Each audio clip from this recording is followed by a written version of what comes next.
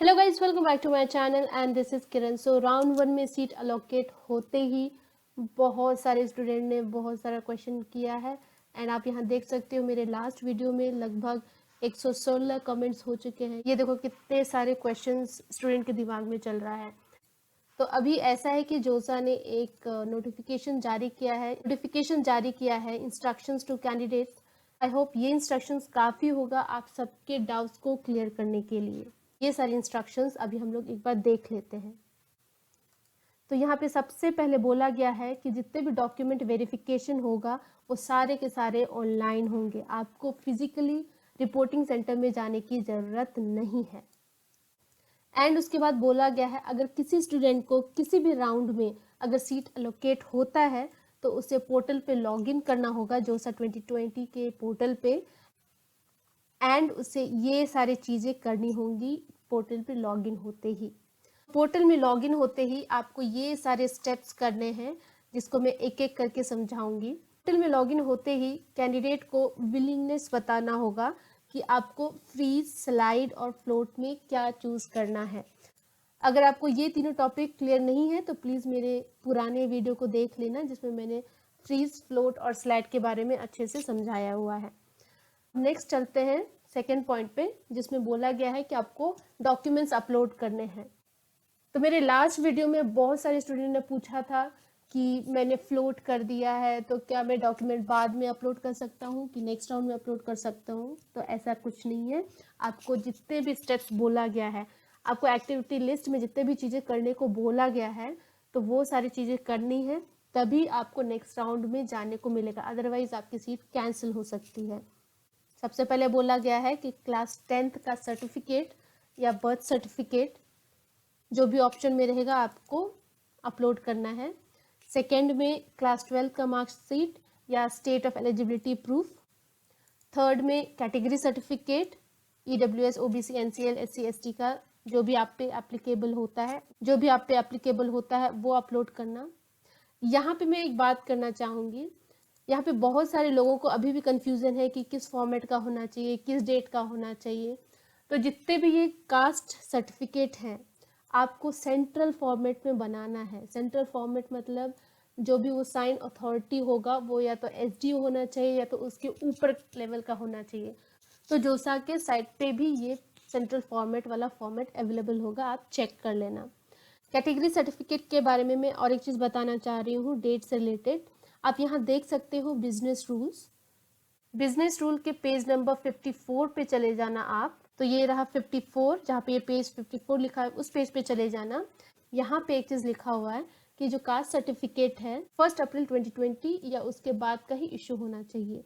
ये चीज़ एप्लीकेबल है only for OBC, NCL, general, EWS category के लिए। SC ST कैटेगरी के लिए एप्लीकेबल नहीं होगा। SC ST कैटेगरी अगर आपने सेंट्रल फॉर्मेट का रूल SC ST के लिए लागू नहीं होता है। अगर आपने सेंट्रल फॉर्मेट का सर्टिफिकेट 1-2 साल पहले भी बनाया है तो वो वैलिड होगा। तो हम लोग ने कैटेगरी सर्टिफिकेट तक की बात कर ली थी।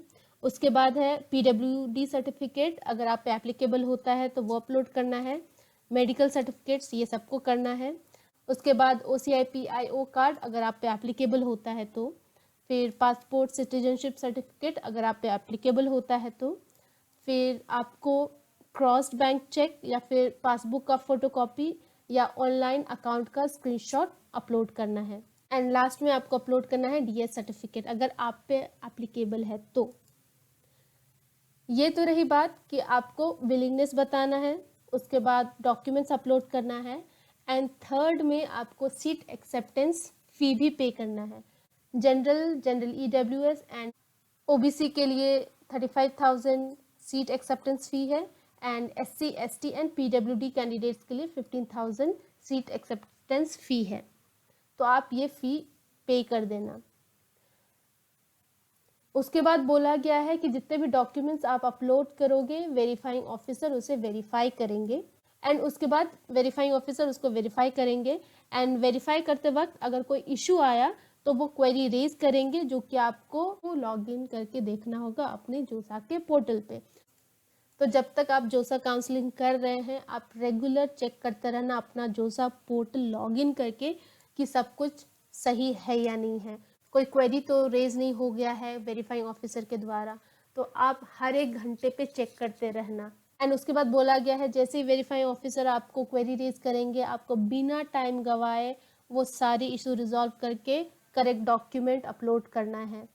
क्योंकि आप यहाँ देख सकते हो राउंड 1 के लिए जो last date to respond to query है 20 अक्टूबर है, 5 बजे तक ही आप रिस्पॉन्ड कर सकते हो। 1 पॉइंट पे उन्होंने वही बताया है कि आपको टाइम रहते रिस्पॉन्ड करना है, टाइम रहते करेक्ट डॉक्यूमेंट अपलोड कर देना है। तो 8वें नंबर पे आते हैं। 8वें नंबर पे बोला है कि अगर आपने फेक डॉक्यूमेंट अपलोड किया एंड वेरीफाई के टाइम वेरीफाई हो गया, बट एडमिशन के टाइम अगर पता चल गया तो आपकी सीट कैंसिल हो जाएगी। 9वें नंबर पे आते हैं। तो यहाँ पे उन्होंने बोला है कि ऑनलाइन वेरिफिकेशन होने के बाद अब 2 चांसेस होते हैं, या तो आपको सीट मिलेगी या सीट कैंसिल हो जाएगी। एंड अगर आपको सीट मिलती है तो प्रोविजनल सीट कंफर्मेशन लेटर आपको जनरेट किया जाएगा। एंड अगर आपका सीट कैंसिल हो जाता है तो सीट कैंसिलेशन लेटर भी जनरेट होगा, सेम पोर्टल पे आप देख सकते हो। 10वें नंबर पे बोला गया है कि वेरिफिकेशन कम सीट एक्सेप्टेंस लेटर या सीट कैंसिलेशन लेटर जो भी आपके पोर्टल में जनरेट होगा आपको डाउनलोड करना है। एंड 12वें नंबर पे बोला गया है कि अगर आपने स्लाइड या फ्लोट चूज किया है किसी भी राउंड में, नेक्स्ट राउंड में आप अपना अकाउंट चेक करते रहना जो के पोर्टल में कि आपको अपग्रेडेशन से रिलेटेड कोई अपडेट तो मिला नहीं है।